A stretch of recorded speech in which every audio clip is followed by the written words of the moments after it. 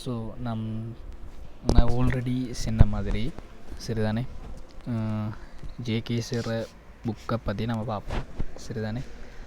So அதில் பயிற்சி பரீட்சை உண்டு, அதாவது 9வது சாப்டரில் இருக்கிற பேஜ்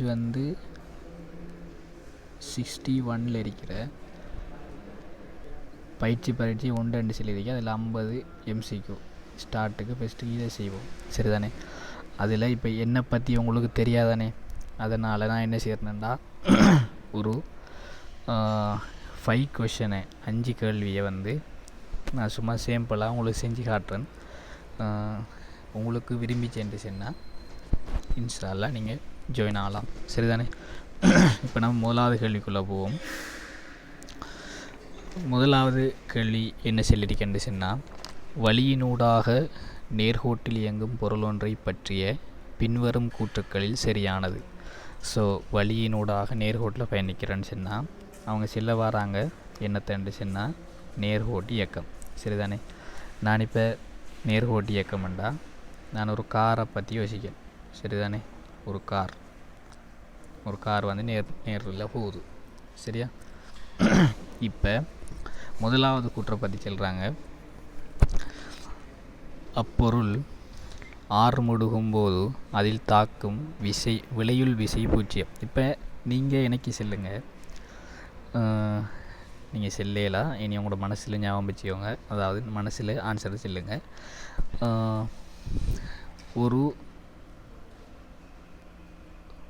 இந்த கார் 6 முடுகளோட போகுது.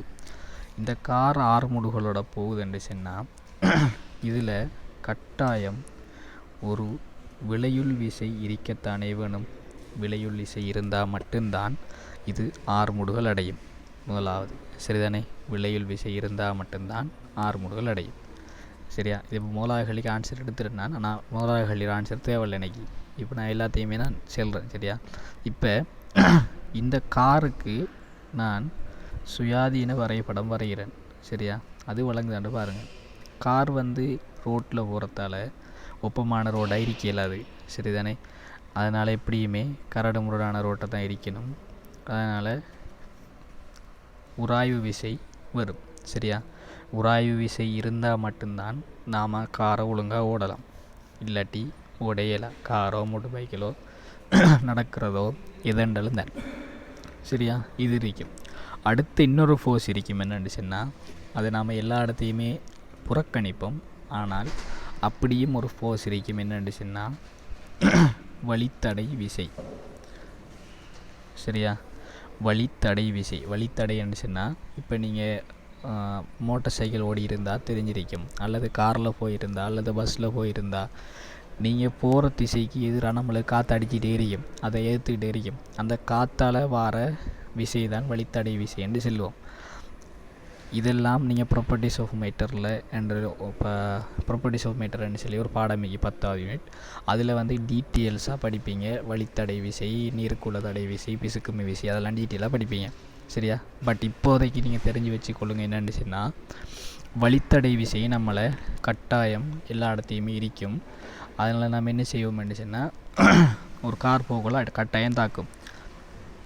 இப்போ அடுத்த விஷயம் என்ன வருமெண்டா, என்ஜின் விசை சரியா. என்ஜின் விசை கொடுத்து ஓட வைக்கணும். இது இப்போ நான் சொல்கிறேன், என்ஜின் விசைக்கு தானே அது இந்த 2 விசையோடையும், அதாவது வழித்தடை விசையோடையும் உராய்வு விசையோடையும் பெருசாக இருந்தால் மட்டும்தான் இந்த கார் ஓடும் சரியா. இல்லைன்னு சொன்னால் இந்த கார் ஓடாது. ஏனென்று சொன்னால், இந்த திசையில் ஓடணுமென்று சொன்னால் இந்த திசையிலான விளையுள் விசை இருக்குத்தானே, விளையுள் விசை பூஜ்ஜியமாக இருக்கப்படாது, பூஜ்ஜியத்தோட பெருசாக இருக்கணும் சரியா. ஸோ நாம் என்ன சொல்லலாம்னு சொன்னால், FE அதாவது என்ஜினால் வர விசை FD + F இருக்கும் சரிதானே. இப்போ விளையுள் விசை, இப்போ இது உண்மையான விளையுள் விசை என்ன வருமெண்டா, இப்போ நான் சும்மா சொல்கிறேனே, எஃப்இ வந்து பெருசாக இருக்கிற சந்தர்ப்பத்தை யோசிங்களேன். பெருசாக இருக்கிற சந்தர்ப்பத்தில் விளையுள் விசை இஞ்சால திசையில் நினைக்கணுமெண்டா, இஞ்சால இருக்கிற விசை மைனஸ் மற்ற பக்கத்தில் இருக்கிற விசை, இது வந்து ரிசல்டன் ஃபோர்ஸ், அதாவது விளையுள் விசை. விளையுள் விசை நம்ம இஞ்சால பக்கம் பார்க்க போகிறோம்னு சொன்னால், இஞ்சால இருக்கிறத்துல இருந்து இஞ்சால இருக்கிற விசை கழிச்சா சரி, சரிதானே? ஸோ இது நான் சும்மா ஒரு இதுக்காக சொன்னேன், இந்த கேள்விக்கு அப்படி ஒன்றும் தேவையில்லை, ஒரு விளக்கம் தேவைன்றதுக்காக சொல்கிறேன், சரிதானே? அப்போ முதலாவது கேள்வி என்ன கேட்டிருந்த நமக்கு முதலாவது கேள்வி கேட்டிருந்த விளையுள் விசை வந்து 0 என்று சொல்லியிருக்கி. நம்ம இப்படியும் சொல்லலாம், நியூட்டன் 2ஆம் விதிப்படி F = ma.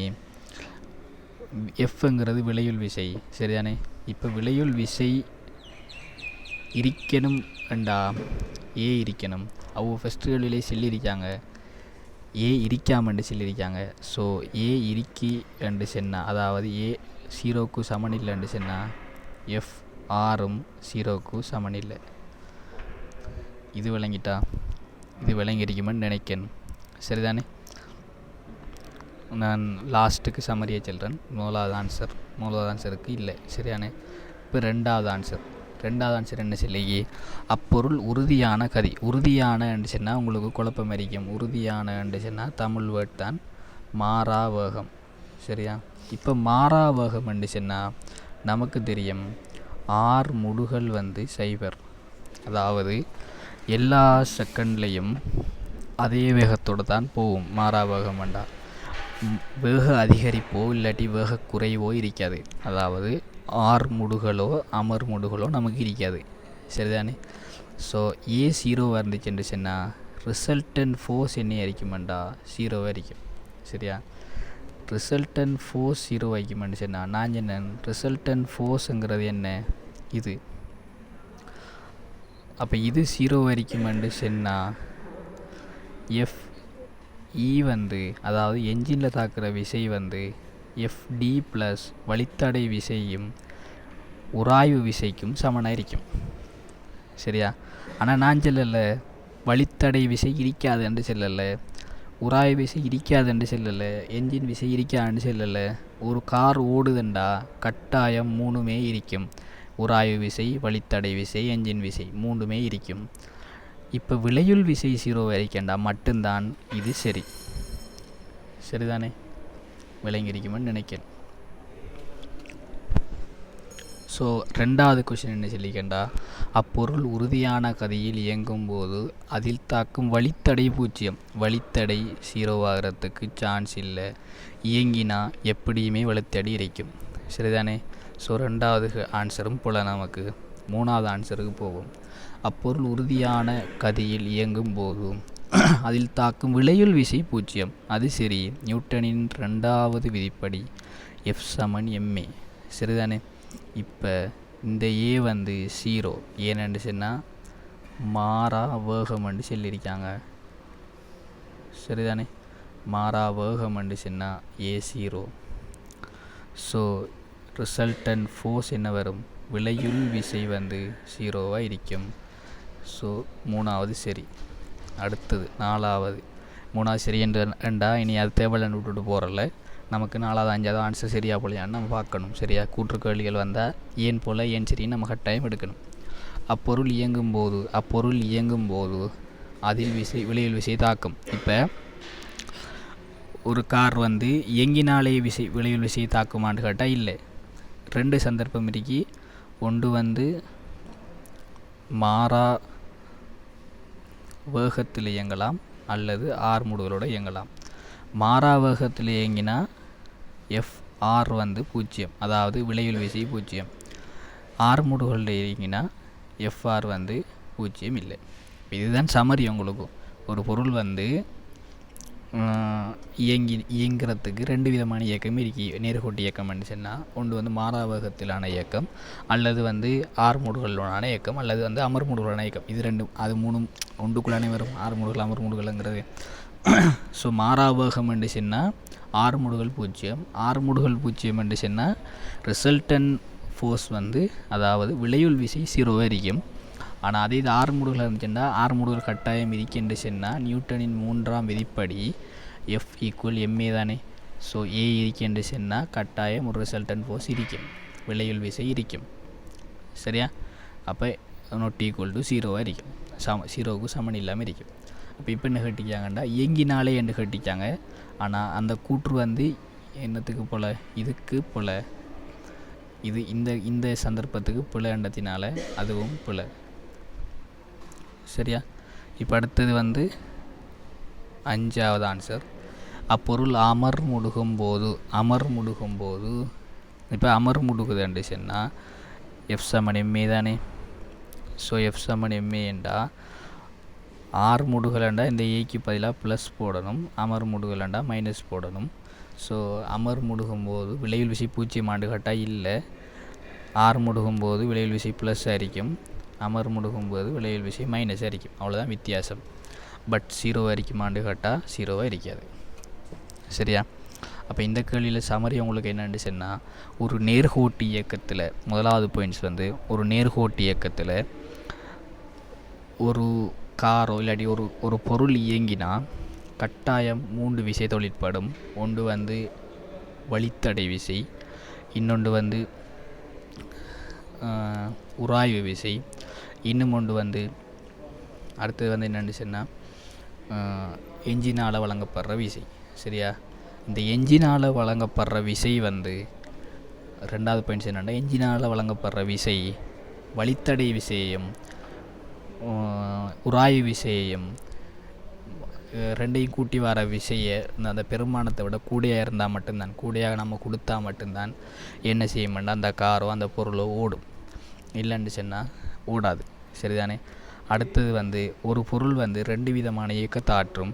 என்னென்ன இயக்கம் என்றால், ஒன்று வந்து மாறாவேகத்திலான ஒரு இயக்கம், அடுத்தது வந்து 6 முடுகளிலான இயக்கம். மாறாவேகத்திலான இயக்கம் என்று சொன்னால் எஃப்ஆர் வந்து